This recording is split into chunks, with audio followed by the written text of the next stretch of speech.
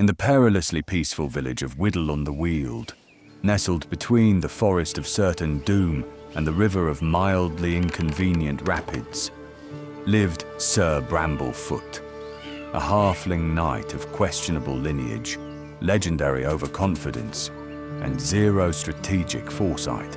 His armor jingled like a wind chime during a storm. His helmet, inherited from a distant cousin, or possibly a kettle, sat crooked on his mop of curls. A rusted blade hung at his side, sharpened on exactly one edge, possibly by accident.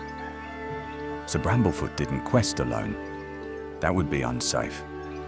Instead, he led a merry band of adventurers, hand-picked for their specific talents, and more importantly, their ability to tolerate him.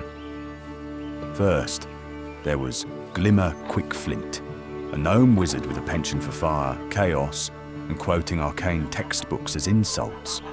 She wore goggles on her head, soot on her robes, and a grin that made tavern owners nervous. Then came Tharn Ironmouth, a half-orc bard with arms the size of beer barrels and a voice that could curdle cheese. His battle drum doubled as his dinner plate. When asked if he could play the lute, he said, "Yes, with my forehead." Bringing up the rear, sometimes literally, was Pickles, a raccoon in a tiny leather vest who followed them everywhere, occasionally stealing things and occasionally returning them. No one knew why he was there, but no one questioned him either. Their latest call to action came from Edric the Anxious, a shepherd who burst into the tavern mid-ale with wild eyes and dramatic hand gestures. "There's a tomb in the hills. Doors opened by themselves. A fog rolled out. I heard flute music, but, like, angry flute music." Sir Bramblefoot leapt onto a bar stool for visibility, declared it a righteous quest, and spilled his drink in the process.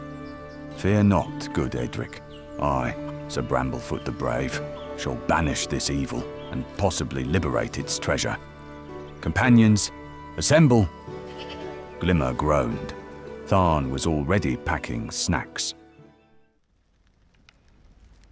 An hour later, the party stood before the crumbling entrance to the tomb of Soggoth the Flatulent, a name etched into stone, and also the nose hair of local legend. The tomb entrance yawned like a hungry beast. Vines curled around its pillars, and cold mist spilled from the threshold like stage fog at a very dramatic play. The air smelled like wet stone, regret, and long-dead broccoli. Inside, the walls were lined with cracked murals depicting a sorcerer in various poses, casting spells, commanding undead, and, disturbingly, lounging on a bearskin rug with a glass of wine. Glimmer read the faded inscription aloud. "He who dares disturb the slumber of Soggoth shall suffer indigestion." No, wait, obliteration. Easy mistake. Naturally, Bramblefoot kicked the stone door open. They passed into a hall of traps, all designed by someone who had clearly never met a building inspector. Pressure plates, arrow slits, flaming jets. Glimmer disarmed them by triggering most of them intentionally and shouting, "Science!" afterward.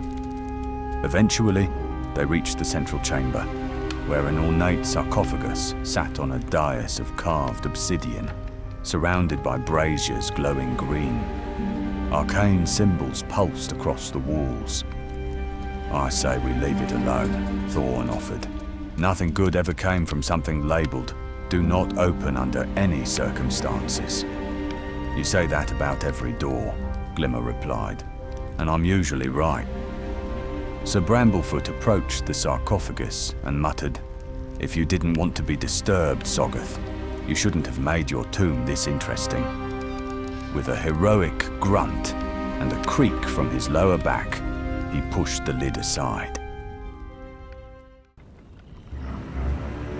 Green mist exploded into the air. The braziers flared, the temperature dropped. A low, echoing voice filled the chamber. "Who dares? Blah blah. Eternal slumber. Vengeance. Yes, yes, we've done this dance," Bramblefoot said, waving dismissively.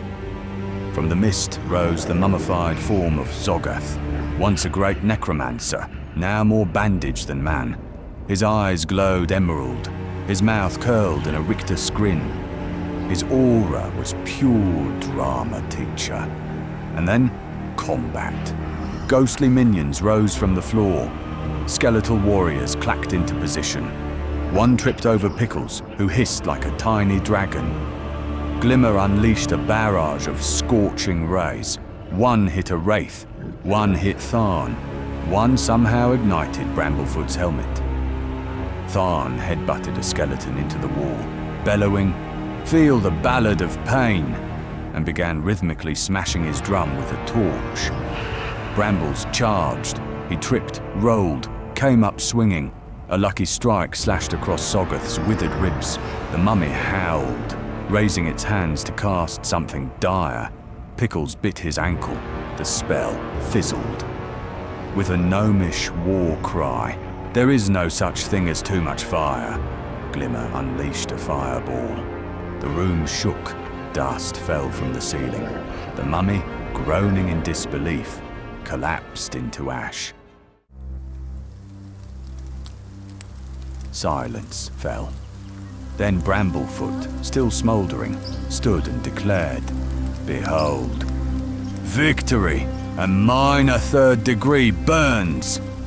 They looted a handful of cursed trinkets, left most of them behind after Glimmer's eyebrows caught fire again, and returned to Widdle-on-the-Weald as triumphant heroes.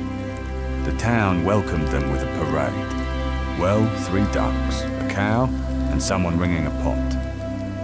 Bramblefoot didn't mind. The soup was warm, and this time, only probably cursed.